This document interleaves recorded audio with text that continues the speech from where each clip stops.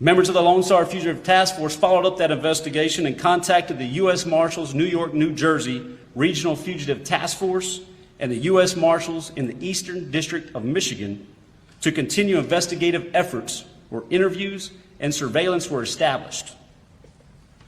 During an interview, it was learned through a confidential source that Armstrong was transported to the Newark International Airport in New Jersey, and at that time, the direction of travel was unknown.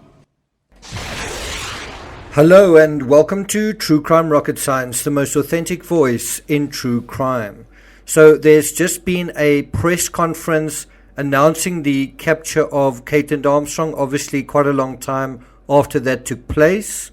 And really a lot of strange things are happening in the news right now. Britain's Prime Minister is resigning, Rafa Nadal has quit Wimbledon, Elon Musk has apparently sired his 8th and 9th child, and the sky has turned green in South Dakota. Meanwhile, some additional news has been coming out in the Kaitlin Armstrong case. Nagging questions that have at last been addressed in a press conference. Some of them have been answered and some definitely haven't. But before we get to the rest of that press conference, if you haven't subscribed to the channel, please do like, share, leave a comment. If you're enjoying this commentary, you're enjoying the content and analysis, don't be afraid to hit the thanks button. And let's get started. During the investigation in Costa Rica, it was learned that Armstrong traveled to multiple destinations to include San Jose, where she landed there at the airport, to Jaco Beach, and to Santa Teresa, Costa Rica. It was discovered Armstrong used different names, aliases, under the alias of Beth Martin, Liz, and Ari Martin, who she advised to uniformed officials at Don John's hostel in Costa Rica. Armstrong used these names at yoga studios and other lodging since her arrival in Costa Rica on May 18th. So as you heard there from Deputy U.S. Marshal Brandon Filla, the journey that Kaitlin took through Costa Rica wasn't straightforward. She didn't go directly to Santa Teresa. She didn't use her sister's name as an alias throughout. So it wasn't this sort of simple, straightforward journey of arriving at the airport, going straight to Santa Teresa, and using Christine Armstrong's name throughout. It was a little bit more complicated than that and a little bit more filled with nuance than that, as kind of makes sense, right? According to the U.S. Marshals, she took a bus from the San Jose airport in Costa Rica, and Armstrong stayed in 3 different areas, as you've heard, in Costa Rica. She stayed in San Jose, she stayed in a beach area called Jaco, and then also Santa Teresa, where she was eventually apprehended.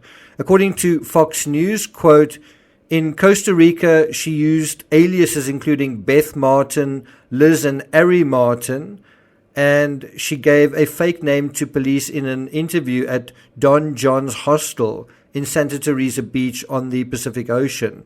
They detained her on an immigration violation for the alleged fraudulent use of a passport. So there was no need to sort of prove all the other things that she was sort of being accused of. And then, making matters a lot easier, she eventually confessed what her true identity was. It's also interesting that there's still a little bit of uncertainty about whether she had plastic surgery or not. I don't think there's any doubt about that, but the confusion about it comes about when they opened, I think, a plastic locker in the Don John's hostel, and they found this receipt. Although there's a receipt for plastic surgery, her name doesn't actually appear on it, which seems like it's inconclusive, but nevertheless, if you look at her face, you can see that her nose does look different, and you also know that she had an injury to her nose, or she had bandages on her nose.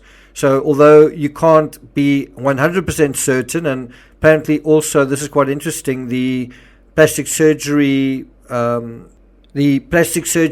surgery seems to either deny that she was there or don't seem to have any record that she was there, which I think is quite slippery. I don't know what you guys think. Now, the other thing that's quite interesting, and you heard that at the beginning of the clip, was that U.S. Marshals were also dispatched to eastern Michigan, and that's where Kaitlin's mother lives. And there they said interviews and surveillance were established. And now we want to address some of these questions that were either answered or not answered. So one of them is, how do we know Kaitlin went to Newark Liberty International Airport on May 18th? That's something that I've kind of been trying to figure out, like who is the source of that information? Did an Uber ride bingo, or was there a credit card charge, or was Kaitlin spotted on CCTV? Well, it seems none of these are the case. Instead, according to Filla, a confidential source told the marshals that Armstrong had been transported to Newark Liberty International Airport. So who is that confidential source? Who would know, and who would Kaitlin trust? And I suppose there are, and this is obviously speculation, I suppose there are a few possibilities. It could be an anonymous taxi driver, but why would he want to remain anonymous? It could also be Kaitlin's sister Christine. It could be Kaitlin's mother or brother. And it could also be just some other friend. But whoever provided that tip may well have changed the course of Kaitlin's fate. That was a major breakthrough. If you bear in mind that she didn't come up on CCTV footage, then that was a very significant breakthrough.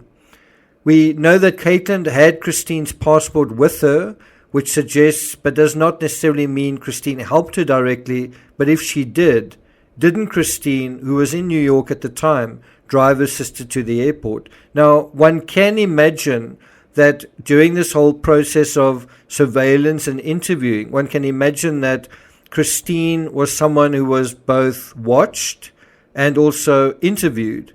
And if Christine was interviewed, would she eventually have given some information away while being interviewed? And that brings us to the second point. Will Christine be arrested?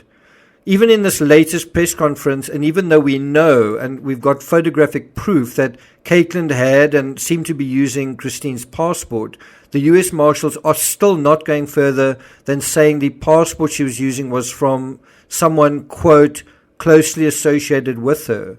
They're still not saying Christine's name. They're still not giving her identity. And in the same way, there seems to be a possible match for the anonymous tip, or the person who, the source for the fact that she flew from Newark Liberty International, right?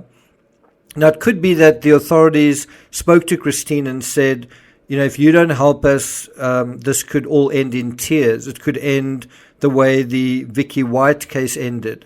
And so you could actually save your sister's life by helping us, you know, help us find her and prevent something worse from taking place.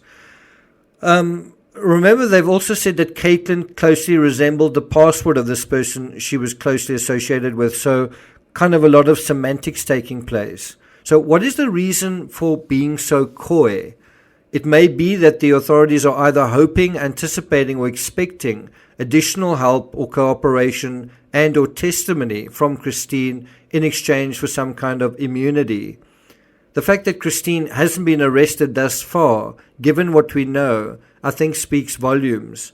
Does it mean she will never be charged? It's hard to know that for sure, but the possibility clearly exists.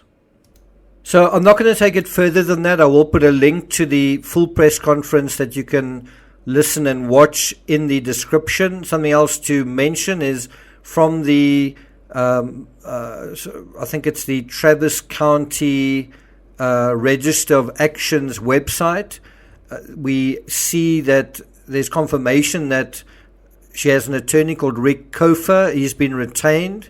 We also know that yesterday he made a request for the discovery, and what we are also seeing is it looks like she will appear in court. The very next court appearance for Kaitlin will be on the 20th of July, right? So in around about 12 days from now at 9 o'clock in district court. So we'll look out for that and look out for further developments between now and then. Thank you for listening, and I'll see you guys next time.